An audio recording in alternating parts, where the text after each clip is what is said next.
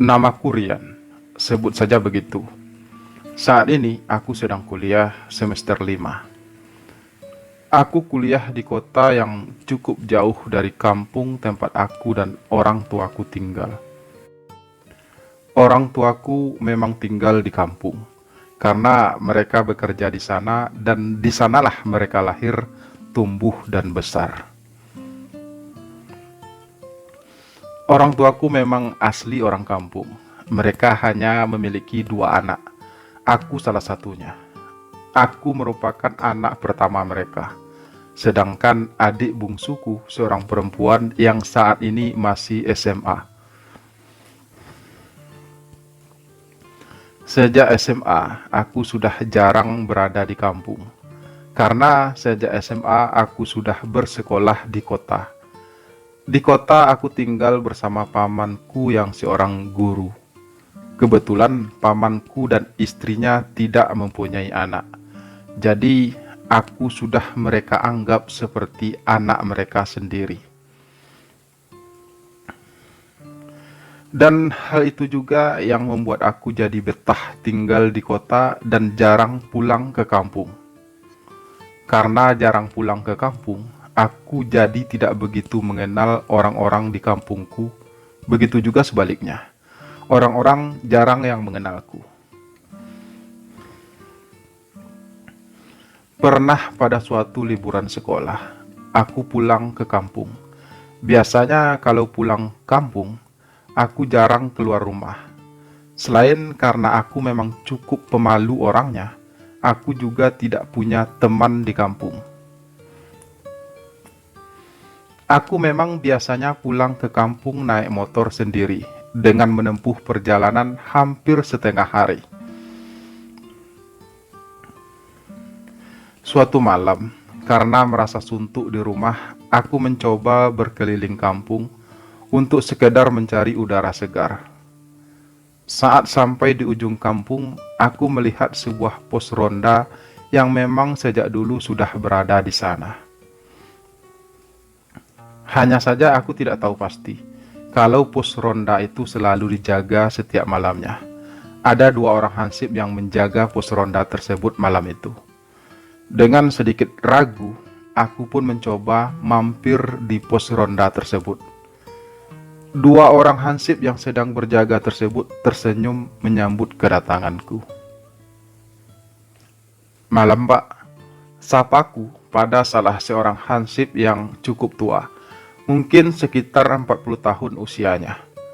Sementara temannya yang satu lagi masih cukup muda, mungkin baru berusia sekitar 25 tahun. "Malam, Nak Rian," balas bapak itu. "Oh, bapak tahu saya?" tanyaku ragu. "Iya, jelas bapak tahulah. Kan kamu anaknya Pak Dullah yang kuliah di kota itu toh?" Jelas bapak itu.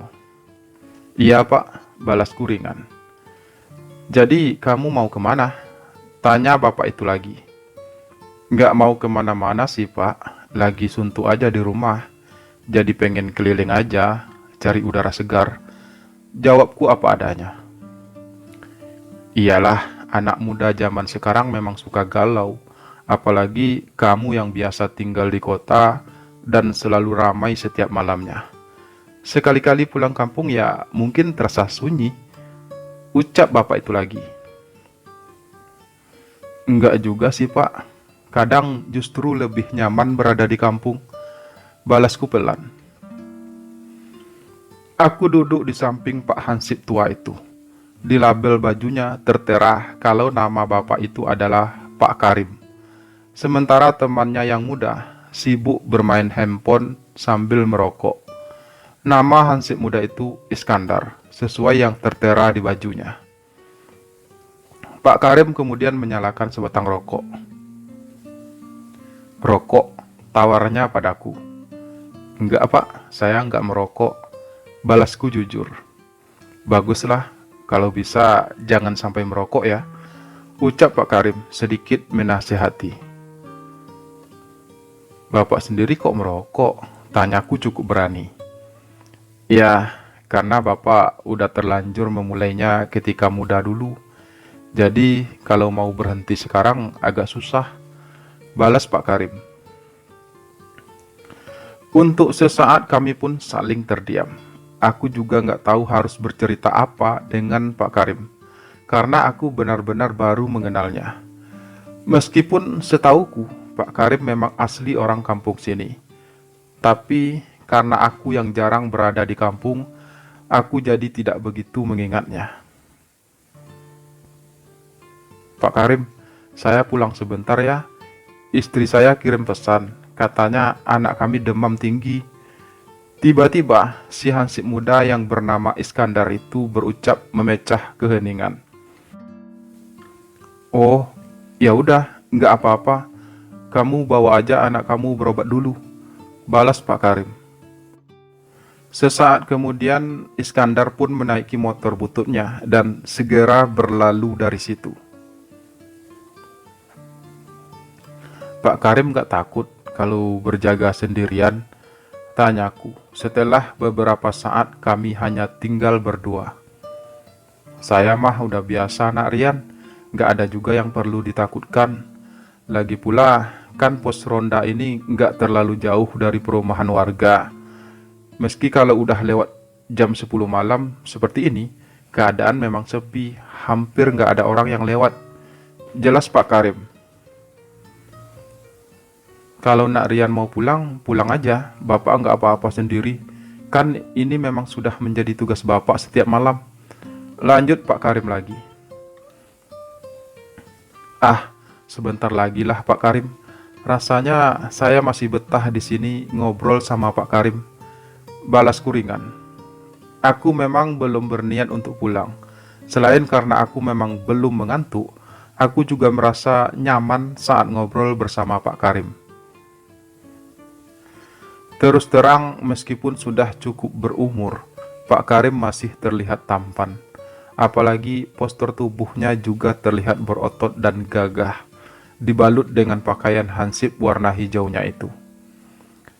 Sebenarnya aku tak begitu mengenal Pak Karim. Setauku dulu, ketika aku masih remaja, Pak Karim memang sering main ke rumah kami, tapi aku tidak begitu menghiraukannya waktu itu. Dan seingatku juga, Pak Karim waktu itu juga sudah menikah dan sudah punya anak.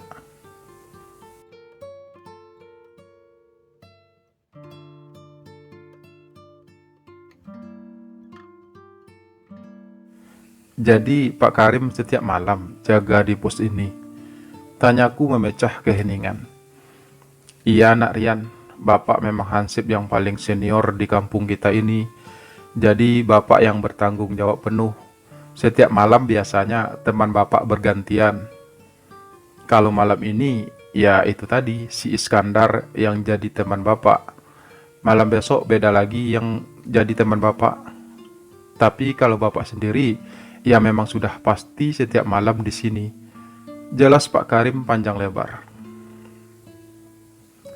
Kasihanlah istrinya di rumah setiap malam ditinggal Pak. Ucapku cukup belak-belakan. Oh, jadi kamu belum tahu kalau istri Bapak sudah meninggal beberapa tahun yang lalu. Bapak ini sekarang seorang duda, tapi anak Bapak ada 3. Yang paling tua baru aja lulus SMA, sedangkan yang 2 lagi masih sekolah. Pak Karim menjelaskan lagi. Anak Bapak yang paling tua laki-laki, sekarang kerja serabutan di kampung. Ia nggak kuliah, karena Bapak nggak sanggup membiayainya.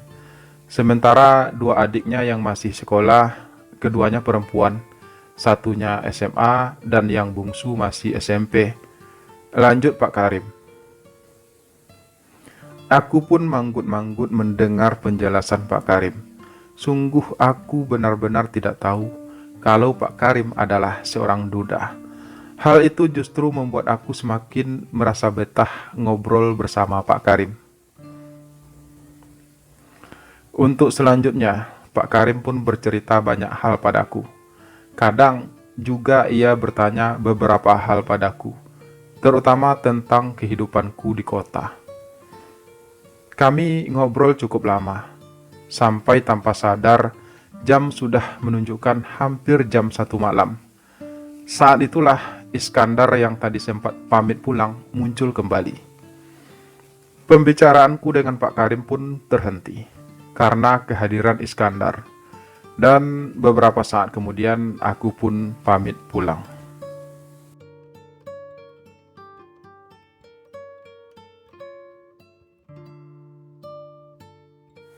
Sesampai di rumah, entah mengapa mataku enggan terpejam. Bayangan wajah tampan Pak Karim terus melintas di pikiranku. Suaranya yang maskulin terus terngiang di telingaku. Senyumnya yang manis dan tulus itu benar-benar menggugah perasaanku. Apa yang aku rasakan sebenarnya? Mengapa aku jadi kepikiran Pak Karim terus? Mungkinkah aku telah jatuh hati padanya? Tapi bukankah kami baru saja saling kenal? Namun harus aku akui, kalau aku memang benar-benar terkesan dengan Pak Karim. Pesona wajah tampannya benar-benar mampu menghipnotisku. Aku terpana. Pikiranku pun jadi melayang tak menentu, membayangkan Pak Karim berada di dekatku. Membayangkan ia berbaring di sampingku. Kemudian ku dekap tubuh gagah itu. Betapa indah dunia hayalku tiba-tiba. Aku benar-benar tak mampu lagi menepis perasaanku. Kalau aku memang telah jatuh cinta pada Pak Karim, Pak Hansip yang merupakan seorang duda tersebut. Sepanjang malam aku terus memikirkan Pak Karim. Hingga pagi aku hampir tak tertidur karena selalu memikirkannya. Hayalan indah terus menghiasi malamku hingga pagi menjelma.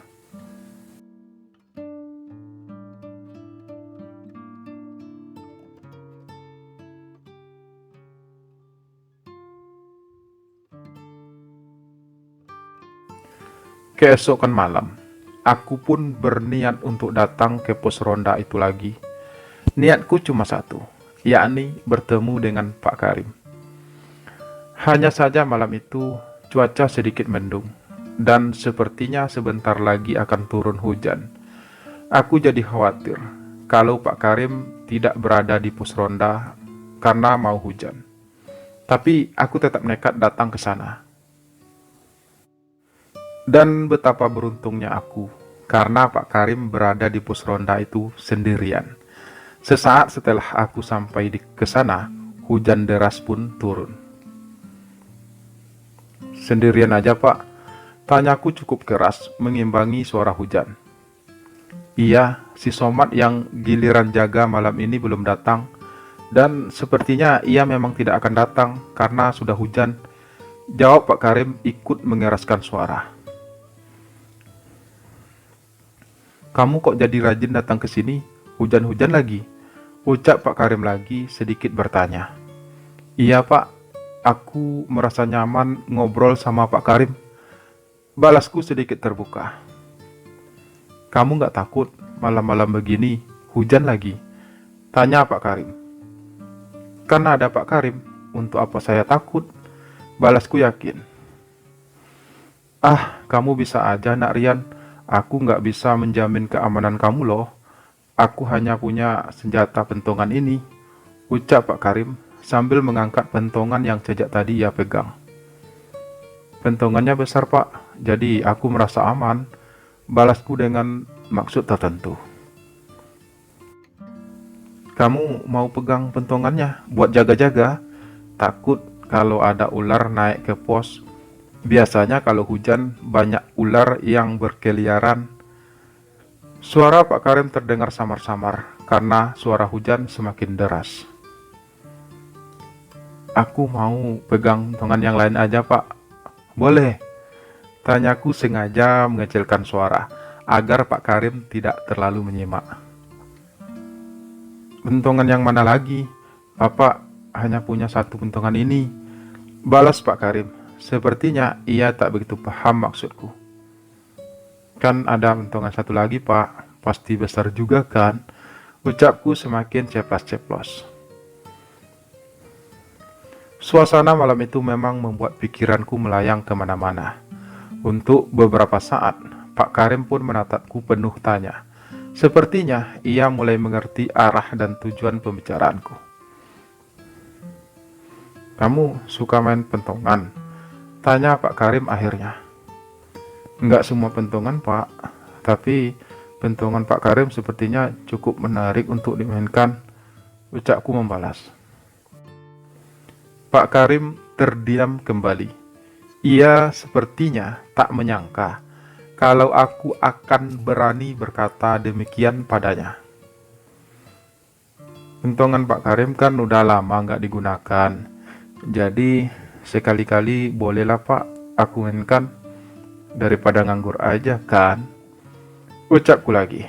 Aku memang berniat untuk berusaha keras agar bisa membuat Pak Karim terpancing. "Mumpung sepi dan hujan Pak," tambahku lagi. Tiba-tiba lampu di kampung itu pun mati, yang membuat pos ronda itu pun menjadi gelap. Di kampung memang kalau sudah hujan deras, lampu pasti akan mati. "Nak Rian serius?" tanya Pak Karim dalam kegelapan. "Saya serius Pak Karim, Bapak nggak bakal rugi kok," balasku meyakinkan. "Tapi Bapak ngerti caranya Nak Rian. Selama ini selain dengan yang istri Bapak, untung Bapak memang belum pernah gunakan," ucap Pak Karim pelan. "Udah Pak Karim, tenang aja, biar saya yang atur semuanya. Bapak ikuti saja instruksi saya. Nanti saya yang akan menunjukkan jalannya," balasku lagi. "Terserah Nak Rian aja, Bapak akan ikuti apa yang Nak Rian kan. Lagi pula sudah lama sekali kawan Bapak tidak diundangkan dengan baik," ucap Pak Karim akhirnya dalam keserahannya. Mendengar hal itu, aku pun semakin berani. Aku memang tidak ingin menyia-nyiakan kesempatan yang sangat langka tersebut. Apalagi sudah sejak tadi malam aku memikirkan Pak Karim, terutama memikirkan hubungannya. Dan malam ini aku punya kesempatan untuk bisa menggunakan pentongan tersebut dengan sebaik-baiknya. Segala hayalanku tentang Pak Karim itu pun akhirnya menjadi sebuah kenyataan. Sebuah kenyataan yang sangat indah, bahkan jauh lebih indah dari yang aku hayalkan. Pak Karim yang awalnya si terasa kaku, lama kelamaan menjadi terbiasa dengan hal tersebut. Aku memang berusaha keras membuat dalam indahku. Aku ingin membuatnya benar-benar kesan. Karena sejujurnya aku berharap hal ini tidak hanya terjadi malam ini. Aku ingin ini akan terus berulang di malam-malam selanjutnya. Aku ingin Pak Karim merasa dengan apa yang aku lakukan. Hingga petualangan malam itu pun berakhir dengan sangat dan penuh kesan. Pak Karim pun sepertinya juga hal tersebut. Terbukti ia memberi cuma manis di pipi sesaat setelah ia tersebut. "Makasih Nak Rian," siknya lembut. "Aku yang makasih Pak. Pak Karim benar-benar hebat," balasku tak kalah lembutnya. Sesaat kemudian kami pun sama-sama tersenyum penuh makna.